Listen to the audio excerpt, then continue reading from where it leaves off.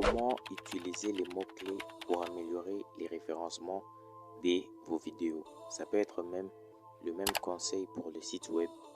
Alors suivez jusqu'à la fin. Plusieurs personnes aujourd'hui disent que sur les réseaux sociaux et dans tous les cadres, que ce soit YouTube ou quoi que ce soit, les mots-clés n'ont plus l'efficacité. Ça ne sert plus à rien. Alors toutes ces personnes ont tout faux.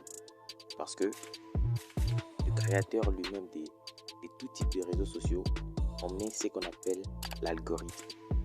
Alors l'algorithme a son but de comprendre le genre de contenu que tu mets et le mettre aux yeux des personnes qui sont intéressées à ça. Donc ça veut dire que quand tu entres sur internet, par exemple, tu es en train de naviguer et que tu regardes beaucoup les vidéos par exemple de blagues, tu vas remarquer que même quand tu ne demandes pas par la recherche des vidéos de blagues, on va te le faire sortir même d'une manière spontanée. Une personne que tu ne connais peut-être pas, mais il fait des blagues. Alors, l'algorithme te les met en avant et te propose de regarder aussi cette personne. Et tout cela, c'est par rapport à ce qu'on appelle le référencement. Alors, les mots-clés, par définition, clairement, les mots-clés, c'est les mots qu'on met dans le paramètre soit d'une vidéo ou de toute une chaîne. Donc, les mots-clés, par exemple, si tu parles de business, on met les mots-clés, par exemple, comment gagner de l'argent, comment retirer l'argent PayPal. Tous ces mots-clés-là vont aider à tes contenus d'aller trouver les bonnes personnes. Alors, suivez quelques astuces pour avoir le meilleur mot-clé et être référencé d'une manière incroyable. Alors, la première astuce, ça serait d'aller sur ChatGPT. Alors, je pense que plusieurs personnes ne connaissent pas vraiment c'est quoi ChatGPT. Mais ChatGPT, c'est une intelligence artificielle sortie de l'entreprise OpenAI et cette intelligence artificielle a la capacité de répondre à presque toutes tes questions. Donc, déjà, premièrement, si on devrait catégoriser un algorithme, c'est comme une intelligence artificielle parce que les réseaux sociaux misent tout dedans. Ils sont en permanence en train d'actualiser cela et l'intelligence artificielle qu'on appelle ChatGPT a la capacité de décoder, de faire des sites internet. Il peut tout sur ce qu'il y a sur internet. Alors, c'est vraiment un outil incroyable. C'est un outil de fou, de malade. Parce que il a la capacité de comprendre ce que tu veux mieux que toi-même.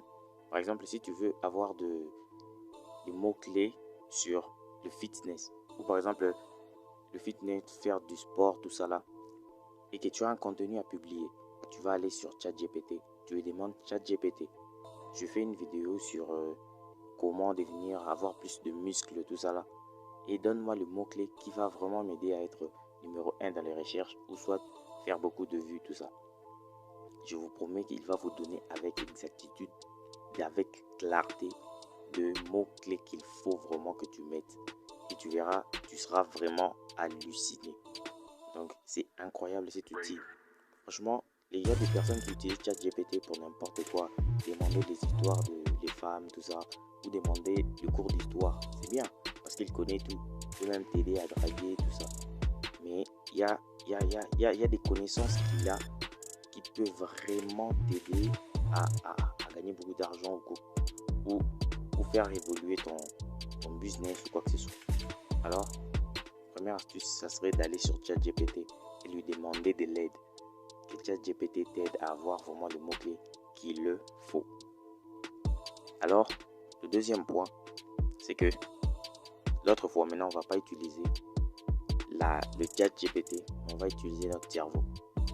Parce que l'algorithme peut comprendre, oui, tu veux montrer des choses aux personnes qui ont par exemple envie de regarder comment on gagne de l'argent, comment on fait du sport, tout ça.